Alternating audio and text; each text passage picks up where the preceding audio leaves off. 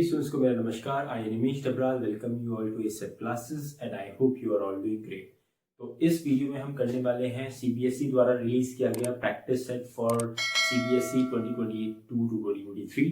ठीक है, तो अब हमारी जो मोस्ट इंपॉर्टेंट वीडियोस की क्वेश्चंस की वीडियोस है और जो हमारा अभी रियल नंबर का जो हमारा यूट्यूब में सीरीज चल रही थी वो 3-4 दिन के लिए हम थोड़ा सा पॉज कर देंगे, क्योंकि अभी प्रैक्टिस सेट के मैं क्वेश्चंस क्या करूंगा ब्रेक में, मतलब वीडियोस में अलग अलग पार्ट्स में मैं आपको बना के यहाँ पे अपलोड करता रहूंगा, क्योंकि ये एक साथ पूरा प्रैक्टिस सेट एक बार में अपलोड करना में वीडियो बहुत ज़्यादा लंबी हो जाएगी और फिर उसे मतलब देख पाना भी आप लोगों के लिए थोड़ा सा प्रॉब्लमेटिक हो जाएगा। तो हम क्या करेंगे, एक ही 3-4 वीडियोस में क्या करेंगे, इसको पूरा डिवाइड कर देंगे और वैसे हम अपलोड करते रहेंगे। तो चलिए, सबसे पहला क्वेश्चन क्या कह रहा है, तो आपकी स्क्रीन पर आपके इसमें क्वेश्चन आपको दिख रहा होगा। तो मैं यहाँ पे अपने लिए मैंने पेज पे क्वेश्चन लिखे गए, तो देखते हैं पहला क्वेश्चन क्या कहता है। तो पहला क्वेश्चन कह रहा है कि the graph of a polynomial px passes through the points -5, 0, 0, -40, 8, 0 and 5, -30। ठीक है, which among the following is factor of px? A option है x-5, बी ऑप्शन है x-8 एंड सी ऑप्शन है x+30 एंड डी ऑप्शन है x+40। तो आपको इसमें बताना होगा कि इनका पॉलिनोमियल और जो हमारा px दे रखा है उसका फैक्टर क्या है। तो इसके लिए आपको एक प्रॉपर्टी पता होनी चाहिए। क्वेश्चन नंबर 1 में जो प्रॉपर्टी आपको चाहिए वो है कि हमारे जो पॉलिनोमियल का ग्राफ होता है ना, वो जहां पे भी क्या करता है, एक्स एक्सिस को कट करता है ना, तो वही पॉइंट क्या होता है, आपके पॉलिनोमियल का रूट होता है या फिर क्या होता है, जीरो होता है। जैसे मैं एग्जांपल के लिए पॉलिनोमियल बनाऊंगा तो क्या करेगा, अगर ये पॉलिनोमियल ऐसा है, ठीक है, इसका ग्राफ ऐसा है, तो ये जो पॉइंट होंगे ना इसके, इसको मान लेते हैं a, 0, इसको मान लेते हैं b, 0, कुछ ऐसा पॉइंट हमारे पास है। ठीक है, तो यही पॉइंट्स जो ये एक्स एक्सिस पे काटते हुए बना रहा है, यही जो इसके कोऑर्डिनेट्स एक्स कोऑर्डिनेट हो जाएगा ना, यही इसके जीरो या फिर इसके हमारे फैक्टर सॉरी रूट्स हो जाते हैं। ठीक है, क्यों होता है ऐसा, क्योंकि देखो जो वाई कोऑर्डिनेट है ना, वो हमारे पॉलिनोमियल का क्या बताता है, वैल्यू बताता है एट द एक्स कोऑर्डिनेट। ठीक है, देखिए अगर हम पॉलिनोमियल px की वैल्यू अगर a रखते हैं, मतलब x की जगह पे a रखते हैं, तो हमारे जो पॉलिनोमियल की वैल्यू है वो जीरो आ जाती है। और हमारा जो रूट्स या फिर जीरोस भी तो यही करते हैं कि पॉलिनोमियल की जो एक्सप्रेशन है उसके जगह, उसमें क्या करें, x की जगह पे अगर हम कोई x की वैल्यू पुट करें और वो जीरो बन जाए पूरा पॉलिनोमियल, तो हमारा जो x होता है, जो भी हमने x रखा होता है वहां पे, तो वही उसका रूट या फिर क्या बन जाता है, जीरो बन जाता है। ठीक है, तो वही सेम चीज है यहाँ पे कि x जब हमारा यहाँ पे a रखा जा रहा है, तो उसकी जो y की वैल्यू या फिर px की वैल्यू जो आ रही है वो जीरो आ रही है, तो यही आपके रूट होते हैं। ठीक है, तो यहाँ पे अगर आप बहुत ध्यान से देखेंगे तो हमारा एक -5, 0 दिखाई दे रहा है और एक 8, 0 दिखाई दे रहा है। यहाँ पे क्या है, y की वैल्यू या फिर px की वैल्यू आपको जीरो दिख रही है x -5 के लिए और 8 के लिए। तो यही दो जो हमारे पॉइंट्स होंगे, यही इसके क्या होते हैं, जीरोस होने वाले हैं या फिर रूट्स होने वाले हैं। अब बात ये आती है कि हम इन पॉइंट्स से क्या करें, जो हमारी पॉलिनोमियल का फैक्टर है उसको कैसे निकालें। तो वो देखने के लिए अभी अपना आगे देखते हैं। बाकी के मैं पहले आपको बताता हूँ कि बाकी के पॉइंट्स कैसे हमारे वो नहीं हो पाएंगे, रूट्स या फिर जीरोस नहीं हो पाएंगे। देखो 0, -40 जो है, 0, -40 जो है, ये क्यों नहीं हो सकता, क्योंकि उसने क्लियरली दे रखा है कि जब हम x की वैल्यू जीरो पुट कर रहे हैं तो जो पॉलिनोमियल ना उसकी वैल्यू क्या हो रही है, जीरो नहीं हो रही है, तो उसकी वैल्यू हो रही है -40। तो ये 0, -40 आपको दिखेगा। फिर उसने बोला है कि 5 जो पॉइंट है ना, 5 जब हम रख रहे हैं, मान लीजिए 5 कहीं यहाँ पे है, तो उसकी वैल्यू क्या हो जा रही है, -30।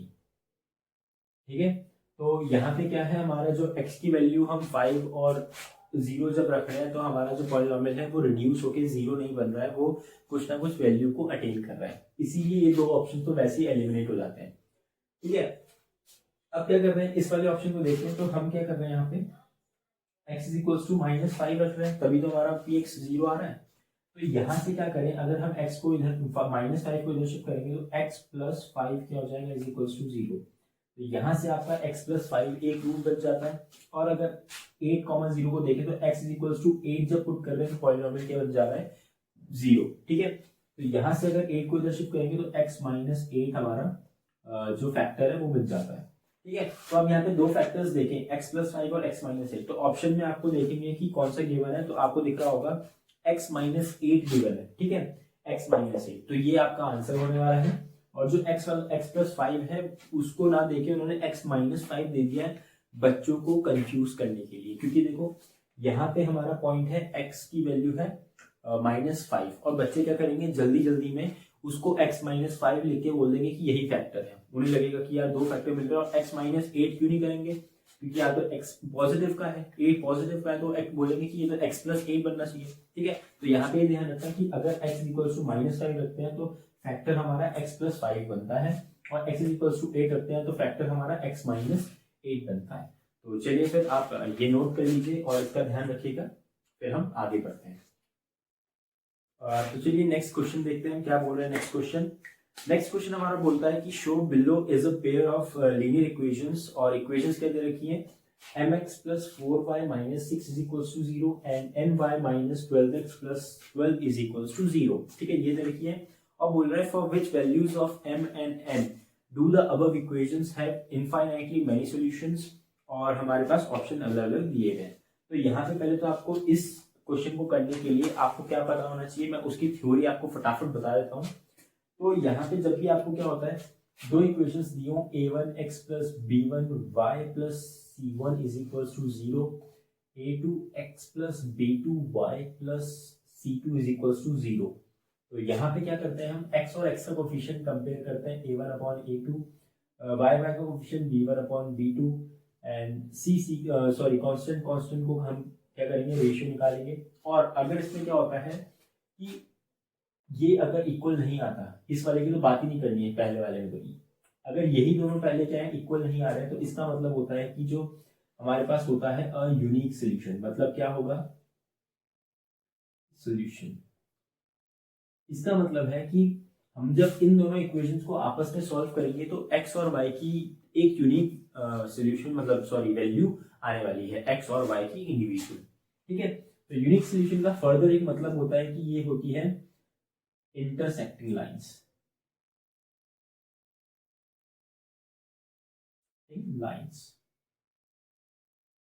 फिर फर्दर इसका और मतलब होता है कि कंसिस्टेंट सोल्यूशन।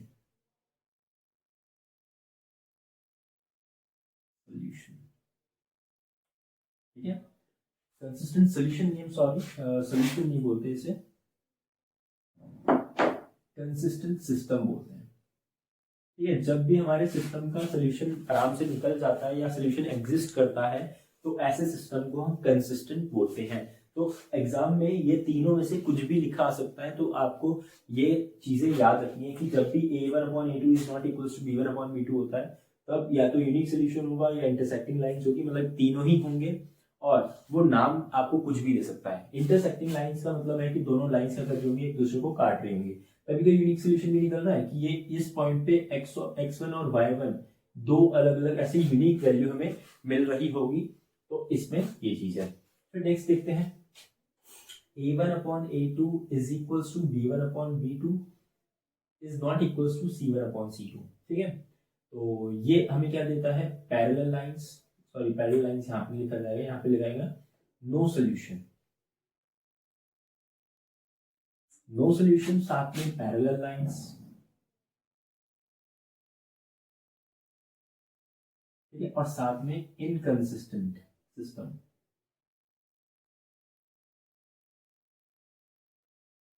तो ये आप चीजें ध्यान रखना इसके लिए, क्योंकि वो किसी भी एक नाम से दे देगा। ठीक है, तो ये ऐसा है। अब क्या करेगा वो, नो सोल्यूशन क्यों है यहाँ पे, क्योंकि देखो लाइंस क्या है, कभी आपस में कभी मीट नहीं करती। पैरेलल का मतलब होता है कि वो इनफिनिटी तक जाके भी क्या होती है, कभी मीट नहीं करती है। तो इसीलिए क्या है, ये पैरेलल लाइंस और साथ में नो सोल्यूशन एग्जिस्ट करता है, तो इसका सोल्यूशन ही नहीं है, इसीलिए इस सिस्टम को कहते हैं इनकंसिस्टेंट। तो अब देखो क्वेश्चन में क्या कर सकता है, जैसे अभी तो आपको क्या दे रखा था कि इनफाइनाइटली मेनी सॉल्यूशंस है इस इक्वेशन के लिए, तो ऐसी हमारी m और n की वैल्यू निकालो। पर वो ये बोल सकता है कि ये बताओ m और n की वैल्यू क्या होगी अगर जो हमारा सिस्टम है वो इनकंसिस्टेंट है। अब आपको इनकंसिस्टेंट का मतलब नहीं पता होगा तो आप इस क्वेश्चन को सॉल्व नहीं कर पाएंगे। तो चलिए देखते हैं, हमारा a1/a2 is equals to b1/b2 is equals to c1/c2 जब होता है तो ये क्या बोलता है। तो इसमें क्या हो जाता है, हमारा इनफाइनाइटली मैनी सॉल्यूशंस आते हैं, मैनी सॉल्यूशंस, ठीक है। और इसमें फर्दर क्या बोल सकते हैं, इनको कोइंसिडेंट लाइंस बोलते हैं, लाइंस। कोइंसिडेंट लाइंस का मतलब क्या हो, एक के पीछे एक, अगर इन्हें आगे एक्सटेंड किया जाएगा, प्रोड्यूस किया जाएगा, तो ये दोनों एक दूसरे को क्या कर देंगी, ओवरलैप कर देती हैं। फिर इसको बोलते हैं कंसिस्टेंट सॉल्यूशन, सॉल्यूशन नहीं सॉरी, कंसिस्ट, बार बार सॉल्यूशन नाम मुंह पे आता है, सिस्टम, ठीक है। तो देखो क्या होगा, इसको आपको याद करने का क्या तरीका है कि अगर मान लो कि दोनों रेशियोज जो है, मतलब कोई भी रेशियो इक्वल ना हुआ तो भी कंसिस्टेंट, और सारे रेशियो इक्वल हुए तो भी कंसिस्टेंट, ठीक है। तो दोनों में ही सोल्यूशन निकल रहा है कुछ ना कुछ, तो इसका मतलब ये कंसिस्टेंट सिस्टम, और जिसपे कोई सोल्यूशन नहीं निकल रहा वो इनकंसिस्टेंट सिस्टम, ठीक है। तो अब देखो क्या होगा, ये पूरी इंफॉर्मेशन आपको पता होनी चाहिए ये क्वेश्चन सॉल्व करने से पहले, ठीक है। अब इस क्वेश्चन पे आते हैं, क्या बोलता है, तो ये बोल रहा है कि इन दोनों इक्वेशंस का इनफाइनाइटली मैनी सॉल्यूशंस हैं, कौन से ऐसे दो m और n की वैल्यूज के लिए, ठीक है, m और n की कौन सी वैल्यूज के लिए। तो ये क्वेश्चन करने से पहले आपको यहाँ पे ध्यान से देखना पड़ेगा कि जो ये इक्वेशन है ना, इसने बड़ी चालाकी से क्या किया है, y के कोफिशिएंट को आगे रख दिया है। अब बच्चे जल्दबाजी में क्या करेंगे, फटाफट m अपॉन n 4 अपॉन -12 और -6 अपॉन 12 करके सोल्यूशन निकालने की कोशिश करेंगे, जिससे उनका सोल्यूशन गलत आ जाएगा, ठीक है। तो आपको बड़ा ही शांत दिमाग से सोचना है, और यहाँ पे क्या करना है, इसको दोबारा क्या कर देना है, -12x plus N Y plus 12 is equal to 0, मतलब रीअरेंज करके सही कर देना है। इसके बाद अगर आप रेशियोज लेंगे तो यहाँ पे आपको दिखेगा m अपॉन -12, ठीक है, और उसने बोला इनफाइनाइटली मैनी सॉल्यूशन, तो इसका मतलब तीनों रेशियो इक्वल होने चाहिए, 4 upon n is equals to -6 upon 12।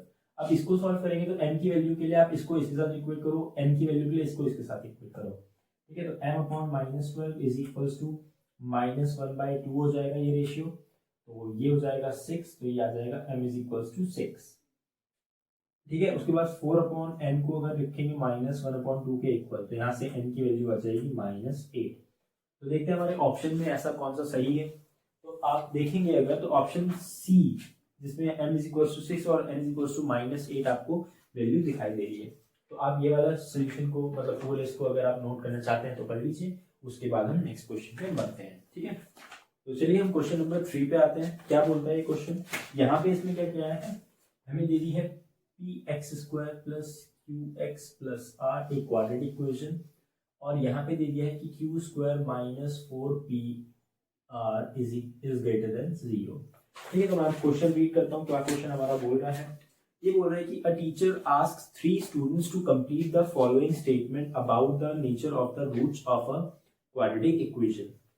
If q² minus 4pr is greater than 0, the roots of the quadratic equation px² plus qx plus r is equals to 0 will be: Zen answers always positive, Vipul answers positive if p, q, r and r are positive, Suman answers negative if P, Q and are are negative. तो ठीक है, ये try करते हैं हम लोग। तो देखो आपको यहाँ पे ये पता होगा कि अगर ये क्वाड्रेटिक इक्वेशन है तो यहाँ से अगर इसका डिस्क्रिमिनेंट हमेशा 0 से बड़ा होता है तो इसके रियल और डिस्टिंक्ट रूट्स एग्जिस्ट करेंगे, है ना। तो यहाँ पे इसका जो डिस्क्रिमिनेंट है वो पहले से ही दे रखा है कि q² minus 4pr, b² minus 4ac, ठीक है। तो a ये है, c ये है, b ये है, तो इसको पहले से ही ग्रेटर देन 0 दे दिया। इसका मतलब इसके roots real and positive, sorry real and distinct है, ठीक है। तो यहाँ से जैसे ये मिलता है हमें, तो हमें क्या करना है, उनका हमें वो हमसे क्या पूछना चाह रहे हैं कि इन तीनों में से किस बच्चे ने आंसर सही गेस किया है, ठीक है। तो देखते हैं, चलो अब देखो क्या होता है, आपको ये चीजें याद रखनी चाहिए। If A, B and C are of the same sign,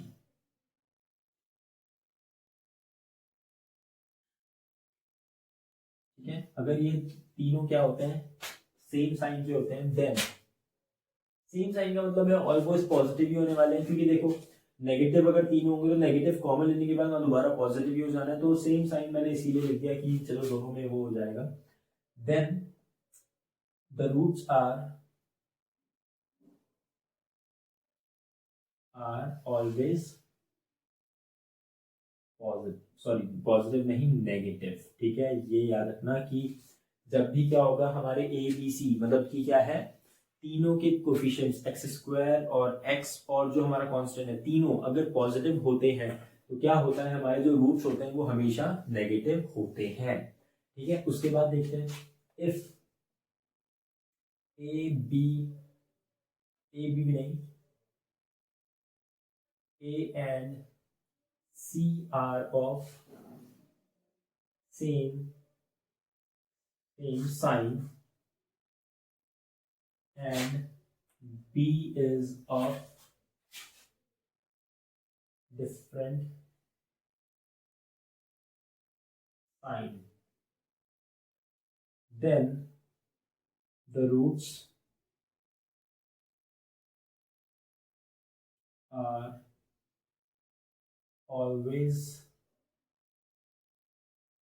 positive. ठीक है, तो देख लेते हैं क्या बोल रहा है कि A and C are of the same sign and B is of different sign, then the roots are always positive. ठीक है, तो इसमें क्या होता है कि दोनों ही क्या होंगे, रूट्स हमेशा पॉजिटिव ही निकलते हैं।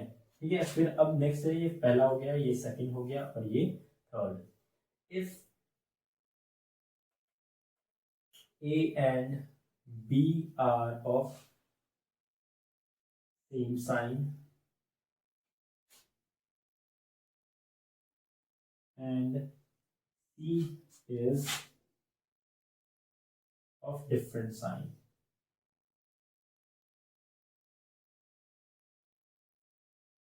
then the roots are of different sign।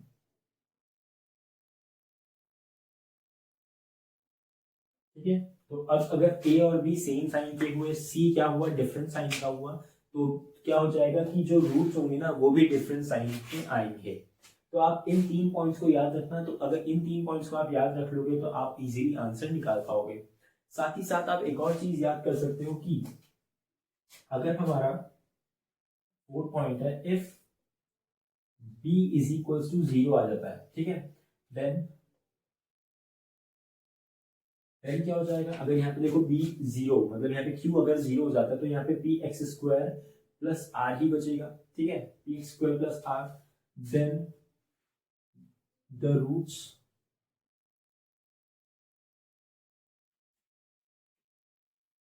Are of equal magnitude but different signs. ठीक है, क्या हो जाएगा यहाँ पे देखो, अगर यहाँ पे q को 0 रख दें और जो r है ना वो हमेशा नेगेटिव होना चाहिए आपके लिए, क्योंकि क्या होगा, नेगेटिव नहीं होगा तो यहाँ पे दिक्कत क्या आएगी, देखो a x square plus c is equal to 0 में क्या हो जाता है, x square a x square is equal to c minus c, और अब जैसे x square is equal to minus c upon a होगा तो ये जो रूट है नेगेटिव के ऊपर नहीं रख सकता, इसीलिए क्या होना चाहिए, ये सी के साथ हमेशा नेगेटिव साइन होना चाहिए, तो ये नेगेटिव उधर जाके पॉजिटिव हो जाएगा और यहाँ से जो x आता है वो प्लस माइनस अंडर रूट सी अपॉन ए मिल जाता है। तो आप ये लिख सकते हैं, तो यहाँ पे क्या होगा, रूट्स के मैग्नीट्यूड सेम होता है, जैसे 2 है तो 2 ही होगा, पर दोनों अलग अलग साइन के होते हैं, +2 और -2। ठीक है, आपने कई बार ऐसे देखे भी होंगे, जैसे एक एग्जाम्पल भी देता हूँ, X square minus 9 is equal to 0, तो यहाँ पे आपको क्या दिख रहा है, जो x का कोफिशिएंट है वो क्या है, 0 है, तो यहाँ से आपके जो रूट्स निकलते हैं वो निकलता है +9 और x निकलता है हमारा +-3। तो आपने बहुत एग्जाम्पल ऐसे देखे होंगे, तो ये चीज भी आपको याद रखनी है। ठीक है, तो आप ये नोट कर लीजिएगा, मैं इसको मिटा रहा हूँ। फिर आपको एक और चीज याद रखनी चाहिए कि fifth, if c is equal to 0 then one of the roots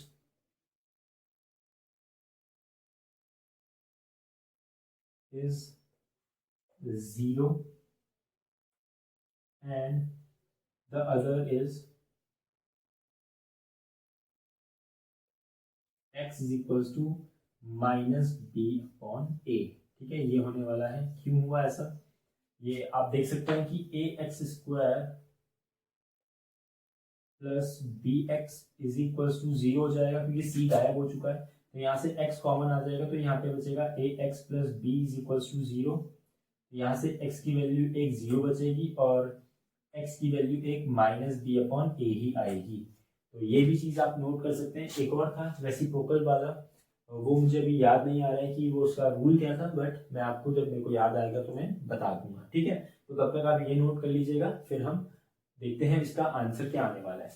तो अगर यहाँ पे देखें तो जैन ने बोला है आंसर ऑलवेज पॉजिटिव, तो ऐसा कभी नहीं होता कि हमेशा पॉजिटिव रहे। ठीक है, जैसे मैंने बता ही दिया है। विपुल answers positive if P Q and are are positive. तो अभी हमने पहले स्टेटमेंट में ही देख लिया कि अगर ए बी सी दो सारे क्या होंगे, सेम साइन के होंगे या फिर पॉजिटिव होंगे, तो हमारे रूट्स क्या होते हैं, नेगेटिव। इसीलिए जो सुमन है, सुमन ने आंसर किया है negative if P Q and are are negative. तो सुमन ने बिल्कुल सही आंसर किया है, इसीलिए हमारा ऑप्शन सी सुमन सही है। ठीक है, तो ये आप नोट कर लीजिएगा, फिर हम आगे बढ़ते हैं। तो चलिए देखते हैं हमारा नेक्स्ट क्वेश्चन, क्वेश्चन नंबर 4 क्या कहता है इस प्रैक्टिस सेट का, कि two concentric circles are centered at O-4, 3। The ratio of the areas of inner circle to that of the outer circle is 1:9. Points A and B lie on the boundaries of the inner circle and outer circle. The coordinates of point B are 3, 5. Which of the following are the coordinates of A? ठीक है, तो हमें क्या करना है, outer circle जो circle का centre है वो दे रखा है, बी हमें दे रखा है, ए हमें निकालना है। ठीक है, तो कैसे निकालेंगे ये, तो हमें यहाँ पे इंफॉर्मेशन क्या क्या प्रोवाइडेड है कि area of inner circle upon area of outer circle is equals to 1/9 है। तो यहाँ से हम क्या निकाल पाएंगे, रेडियस के रेशियोज निकाल पाएंगे। ठीक है, तो रेडियस के रेशियोज पहले निकाल लेते हैं, फिर आगे की बात बाद में करेंगे। तो जैसे ही रेशियोज निकालेंगे तो यहाँ पे देखो हम एरिया लिख सकते हैं pi r i square on pi r o square. ठीक है, ऐसा लिख सकते हैं, 1 इज इक्वल टू 1/9। पाई से पाई कैंसिल हो जाएगा, तो यहाँ पे r i upon r o का whole square is equal to 1/9 हो जाएगा, या फिर r i upon r o is equal to 1/3 हो जाएगा, है ना। तो ये आ गया हमारा रेशियो। तो इसका मतलब है कि जो आर आई और आर ओ का रेशियो है ना, वो 1:3 है। तो यहाँ पे मैं इसको आर आई जो ये हमारा इनर सर्कल का रेडियस है उसको 1 ले सकता हूँ और आउटर सर्कल के रेडियस को 3 ले सकता हूँ। बट यहाँ पे आप बहुत ध्यान रखिएगा, यहाँ पे जैसे हम सेक्शन फॉर्मूला लगाने वाले हैं, क्योंकि हमें दो कोऑर्डिनेट्स दिए हैं, बीच का निकालना है और वो किसी रेशियो में, जो ए है वो इन दोनों को किसी रेशियो में डिवाइड करना है। बट यहाँ पे क्या होता है, बच्चे क्या करेंगे, यहाँ पे ही गलती करने वाले हैं। बच्चे क्या करेंगे, इस चीज को ना 3 ले लेंगे। ठीक है, 1:3, बट ऐसा नहीं है। ठीक है, जो 3 है ना, ये 3 पूरा O से लेकर B तक है, क्योंकि उसने देखो आर ओ दे रखा है 3, आर आई दे रखा है 1, तो आर ओ यहाँ से यहाँ तक तो है नहीं, वो यहाँ से यहाँ तक है। ठीक है, तो बच्चे क्या करेंगे, इसमें क्या गलती होगी कि क्वेश्चन बहुत इजी है वो, बट क्या होगा कि बच्चे ना, एक तो एग्जाम में क्या होता है, जल्दी करने के चक्कर में क्या करेंगे, यहाँ पे मिस्टेक करेंगे। तो बड़े शांत दिमाग से सोचना है इसमें। क्वेश्चन इजी होने के बावजूद आप क्या कर सकते हैं, यहाँ पे मिस्टेक कर सकते हैं और आपको लगेगा कि यार आपने क्वेश्चन बिल्कुल सही कर रखा है, बट आपको बाद में पता लगेगा कि यहाँ पे ये चीज गलत हो चुकी है। तो ये पूरा यहाँ से लेकर यहाँ तक 3 है। अब 3 में से ये 1 तो ये चीज हो चुकी है, तो ये कितनी बचेगी, सिर्फ 2। तो यहाँ पे ये रेशियो 1:2 आने वाला है OA:AB का। अब जैसे ये करेंगे तो हम बोलेंगे by section formula, section formula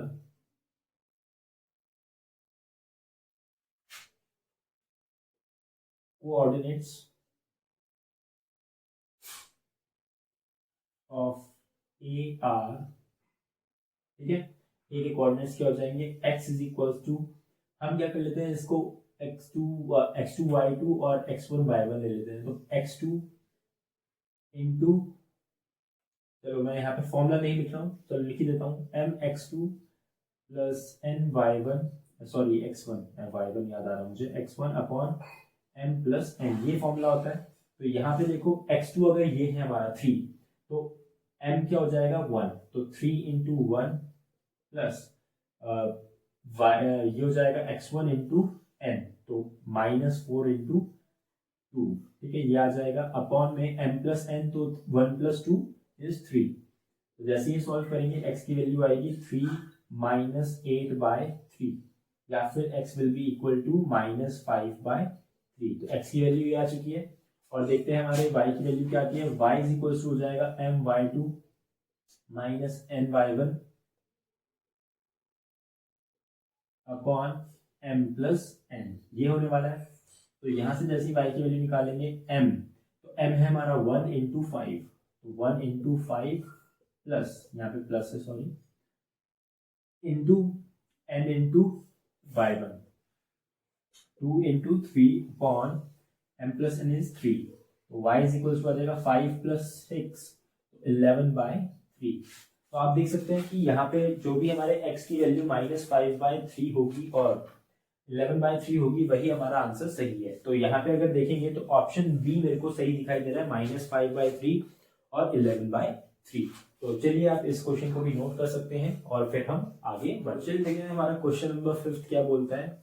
Sonali standing on one side of a 7 metre wide road as shown below, she wants to estimate the distance d between two light poles on the other side without crossing the road.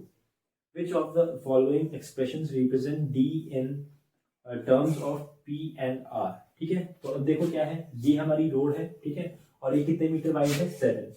और यहाँ पे क्या है, हमारी सोनाली जो लड़की है वो यहाँ पे खड़ी हुई है। वो क्या करती है, यहाँ से इन दो पोल्स को देखती है और वो क्या करना चाहती है, इन दो पोल्स के बीच के डिस्टेंस को एस्टिमेट करना चाहती है। इसको हम कैसे कर सकते हैं, तो इसके पास, इसको करने के आपके पास बहुत सारे तरीके हैं। आप ट्रिग्नोमेट्री लगा सकते हैं यहाँ पे, आप सिमिलैरिटी ऑफ ट्राइंगल्स लगा सकते हैं यहाँ पे। तो आपकी जो मर्जी है आप उससे उस तरीके से यहाँ पे कर सकते हैं, ठीक है। तो मैं यहाँ पे सिमिलैरिटी ऑफ ट्राइंगल से कर देता हूँ। चलिए मैं दोनों से, अगर मेरे को वो होता है तो मैं दोनों से ही कर दूंगा। तो देखो यहाँ पे आपको पता है, अगर मैं उसका ट्राइंगल का कुछ नाम रख दूँ कि ABC DE, तो हम बोलेंगे in triangle ABC is similar to triangle ADE, क्योंकि क्या होते हैं, राइट ट्राइंगल्स क्या होते हैं, आपस में सिमिलर होते हैं, इसमें कोई संदेह की बात नहीं है। तो हम यहाँ पे लिख सकते हैं कि BC अपॉन DE, ठीक है, BC अपॉन DE मतलब BC upon DE will be equal to, क्या क्या दिया हुआ है हमें, देखो अगर ये 7 मीटर है तो ये भी 7 मीटर है, तो इसमें भी कोई वो नहीं होना चाहिए कंफ्यूजन। तो यहाँ पे आ जाएगा AC अपॉन AE, ठीक है, AE। तो यहाँ पे अगर आप ध्यान से देखेंगे तो BC है हमारा, BC है स्मॉल r अपॉन DE है हमारा कैपिटल D, AC है हमारा स्मॉल p अपॉन AE है हमारा 7 प्लस p स्मॉल p। तो यहाँ से अगर आप D की वैल्यू निकालेंगे तो ये आ जाएगा 7 plus p into r upon r, ठीक है, ये आ रहा है। देखते हैं अगर ऑप्शन में हमें दिखाई दे रहा है तो, सॉरी r नहीं, यहाँ पे तो 7 इंटू p,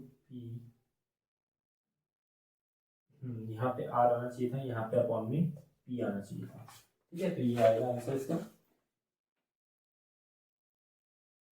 ठीक है। तो यहाँ पे ऑप्शन में मेरे को डी दिखाई दे रहा है कि ऑप्शन डी बिल्कुल सही है कि r इंटू 7 प्लस पी या p प्लस 7 अपॉन p। इससे हमका आंसर डायरेक्टली आ गया है, ठीक है। ये ट्राइंगल आपस में सिमिलर थे, तो ये base upon base, perpendicular upon perpendicular से ये हो गया। तो अगर आपको मान लीजिए कि सिमिलैरिटी ऑफ ट्राइंगल्स याद ना आए तो इसे दूसरे तरीके से क्या कर सकते हो, इसे एंगल मान लीजिए थीटा, तो ये भी क्या हो जाएगा, थीटा हो जाएगा, है ना, क्योंकि देखो ये कॉरेस्पॉन्डिंग एंगल्स हैं एक दूसरे के, ये दोनों लाइंस पैरेलल और ये कॉरेस्पॉन्डिंग एंगल्स, ठीक है।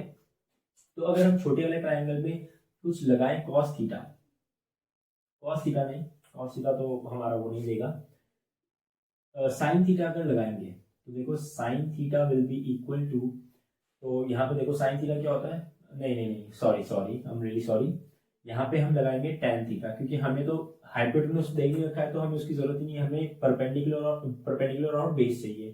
तो tan theta will be equal to perpendicular small p upon r, ठीक है। देखो small p upon r, perpendicular upon base. फिर हम अगर tan थीटा दूसरी वाली उससे ट्राइंगल से निकालें, बड़े वाले ट्राइंगल में अगर tan थीटा देखेंगे तो ये आएगा p+7, तो p+7 अपॉन कैपिटल D, ठीक है, ये आ जाएगा। अब देखो tan थीटा दोनों को हम इक्वेट कर सकते हैं, तो p upon r will be equal to p+7 upon d। तो यहाँ से क्रॉस मल्टीप्लाई करेंगे तो d की वैल्यू आ जाएगी p+7 into r upon small p। तो आप दोनों ही तरीके यूज कर सकते हैं, तो जो तरीका आपको पसंद आए आप वो कर लीजिए, क्योंकि दोनों से आंसर सेम ही आने वाला है। तो बहुत मतलब इन्होंने जो प्रैक्टिस सेट है वो तो काफी अच्छा बनाया है, क्योंकि इसमें जो क्वेश्चंस हैं उनमें कई सारे तरीके आराम से लग जा रहे हैं और आप इजीली आंसर निकाल सकते हैं। ठीक है, जैसे पहले वाले में भी इन्होंने बहुत अलग अलग कॉन्सेप्ट का मिक्सचर कर रखा है, सर्कल्स का वो ला रखा है और वहाँ पे सेक्शन फॉर्मूला लग रहा है। तो ऐसे काफी अच्छे क्वेश्चन बना रखे हैं और ऐसे ही क्वेश्चन होने चाहिए, ताकि बच्चों को आए कि हमें क्वेश्चंस में क्या करना है, एप्लीकेशन बेस्ड क्वेश्चंस में क्या करना है, हमें हमारे जो कॉन्सेप्ट है उनको कैसे एप्लीकेट करना है। ठीक है, तो चलिए आप ये क्वेश्चन नोट कर लीजिए, फिर हम आगे बढ़ते हैं। तो चलिए क्वेश्चन नंबर 6 पढ़ते हैं हम। Shown below are two triangles such that length of two sides of each is known। ठीक है, तो यहाँ पे दे रखा है हमें MLK या KLM हमारा ट्राइंगल है, जिसकी एक साइड है 3, एक साइड है 4। फिर दे रखा है कि PQR एक ट्राइंगल है जिसकी साइड है 8, जिसकी साइड है 6। Along with the given information, which of these is sufficient to conclude whether triangle KLM is similar to triangle PQR। तो यहाँ पे आपको दिख रहा होगा कि 3/6 is 1/2, ठीक है, रेशियो। फिर 4/8 is 1/2। तो इन दोनों का रेशियो आपको इक्वल दे रखा है, तो दो साइड्स का रेशियो इक्वल दे रखा है। बट उसने पूछा है कि इन दोनों ट्राइंगल्स को सिमिलर दिखाने के लिए इनके अलावा हमें किस कंडीशन की और फर्दर जरूरत है इन दोनों को सिमिलर करने के लिए। तो देखते हैं। फर्स्ट वो बोल रहा है कि angle KLM is equals to angle PQR। Angle KLM is equals to angle PQR, तो ये एंगल इस एंगल के इक्वल कर देंगे तो भी। तो यहाँ पे देखो क्या हो जाएगा, ये SAS साइड एंगल साइड से इक्वल प्रूफ हो जाएगा। तो फर्स्ट कंडीशन बिल्कुल सही है, अगर ये हमें फर्स्ट वाली कंडीशन भी मिल जाएगी तो बहुत बढ़िया है, ट्राइंगल सिमिलर हो जाएंगे। साथ में उसने सेकंड वो दिया कि ratio of KM and PR। तो अगर हमें KM और PR का रेशियो भी मिल जाए अगर, ठीक है, तो वो भी इक्वल, मतलब बाकी दो रेशियोज के इक्वल मिल जाए तो क्या हमारा क्या हो जाएगा, ट्राइंगल सिमिलर हो जाएंगे। तो बिल्कुल सही है, वो भी सही है। तो हमें क्या हो जाएगा, यहाँ पे हमारा जो ऑप्शन सही है वो हो जाएगा C, ईदर 1 और 2। मतलब दोनों में से कोई भी एक कंडीशन हमें अगर मिल गई तो हम इजीली इन दोनों ट्राइंगल्स को क्या कर सकते हैं, सिमिलर प्रूफ कर सकते हैं। ठीक है, तो चलिए फिर आप इसको भी नोट तो क्या ही करना है, इसमें आपको बस ऑप्शन ही देखना था सही कौन सा वाला है। चलिए देखते हैं हमारा क्वेश्चन नंबर 7 क्या बोलता है। Shown below is the sector of a circle with centre P, all lengths are measured in centimetre. ठीक है, अब हमें क्या दिया हुआ है, एक सर्कल का सेक्टर दे रखा है ऐसा कुछ 1 2 3 4 5 एंड 6। यहाँ से कुछ ऐसा जा रहा है वो और यहाँ तक पहुंच रहा है। यहाँ से एक लाइन आ रही है इसको जोड़ते हुए P और ये 0 है। ठीक है, तो ऐसा कुछ दे रखा है, तो उसमें यहाँ पे ऐसे लाइन भी शो कर रखी है।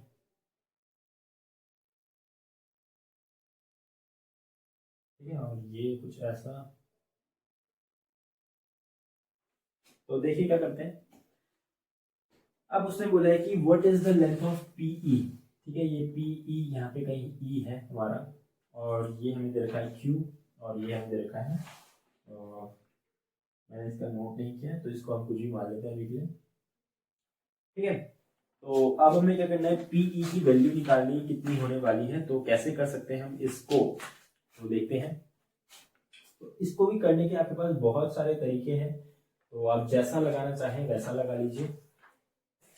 ठीक है, तो यहाँ पे देखो, अगर हमें क्या दिया हुआ है, ये हमें सेक्टर दिया हुआ है। अगर तो सेक्टर, अगर ये लेंथ 6 है तो ये P से लेकर Q तक भी 6 होनी चाहिए, क्योंकि सेक्टर में क्या होता है, हमारा जो रेडियस रहता है वो इक्वल रहता है। ठीक है, अब हमें क्या चाहिए, यहाँ पे क्या बन जाएगा, ये एक राइट ट्राइंगल बनता हुआ दिखाई दे रहा है और यहाँ पे भी आपको एक राइट ट्राइंगल बनता दिखाई दे रहा है। ठीक है, अब हमारे बड़े वाली साइड की वैल्यू कितनी है, ये भी 4 है, और छोटे वाली साइड की ये वैल्यू 3 आपको दिख रही होगी। तो अगर यहाँ पे देखा जाए तो आप इजीली सिमिलैरिटी ऑफ ट्राइंगल्स को यूज करके आंसर निकाल सकते हैं। अगर मैं यहाँ पे मैं थोड़ा और डायग्राम को क्लीन कर देता हूँ। ये वैल्यू अगर क्या है 6 है, तो ये हमारी वैल्यू क्या होगी, ये भी 6 होने वाली है। ठीक है, ये वैल्यू यहाँ पे आपको दिख रहा होगा, यहाँ से लेकर यहाँ तक ये 4 होने वाली है, तो यहाँ से लेकर ये भी क्या होने वाली है 3। ठीक है, बची है पीई निकालने के लिए। तो कैसे निकालेंगे आप, बड़ा आसान तरीका है। ये दोनों ट्राइंगल्स क्या होंगे, आपके सिमिलर ट्राइंगल्स होंगे। आपको पता है क्यों, राइट ट्राइंगल्स हैं। तो यहाँ पे क्या हो जाएगा, अगर हम ट्राइंगल का नाम दे दें यहाँ पे पी क्यू आर, ये एस, ये टी। ठीक है, तो यहाँ पे triangle PET is similar to triangle PQS। ठीक है, ये आ गया। तो सिमिलर होंगे तो हमारा PE upon PQ will be equal to ये वाली साइड, ये अपॉन बड़ी वाली side will be equal to PT upon PS। ठीक है, ये हो जाएगा। और जैसे ये हुआ तो आप क्या कर देंगे, यहाँ पे PE की वैल्यू हमें पता नहीं, PQ की वैल्यू है 6 इज इक्वल्स टू में इनकी वैल्यूज पुट कर देंगे 3 अपॉन 4। जैसे ये पुट करेंगे तो ये आएगा 3, ये 2 2 जा 2 3 जा, तो यहाँ पे PE will be equal to 9 upon 2, जिससे PE की वैल्यू आने वाली है आपकी 4.5 सेंटीमीटर।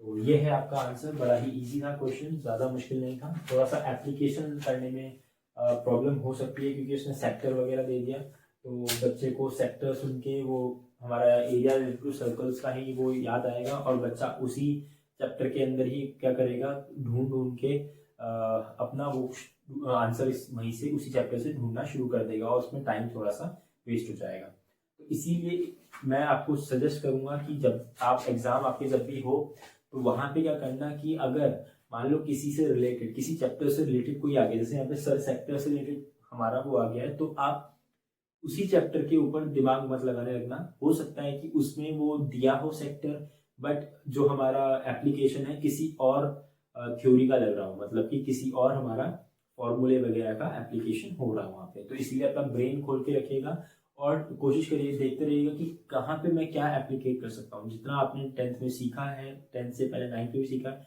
हम क्या चीज़ वहाँ पे इजीली एप्लीकेट करके आंसर निकाल पा रहे हैं। ठीक है, तो चलिए आज की वीडियो के लिए इतना ही, फिर हम आगे क्वेश्चंस नेक्स्ट वीडियो में करेंगे। तो तब तक के लिए मेहनत करते रहिए और प्रॉपर रेस्ट भी लीजिए, अपना न्यूट्रिशन वगैरह भी सही से रखिए, ताकि मतलब जो क्वेश्चन जो हमारा क्या है खाना पीने का वो है, वो थोड़ा सा लाइट फूड अब लेना शुरू कर दीजिए, ताकि इससे आपको एनर्जी मिले और नींद कम आए। तो मिलते हैं नेक्स्ट वीडियो में। Thank you so much.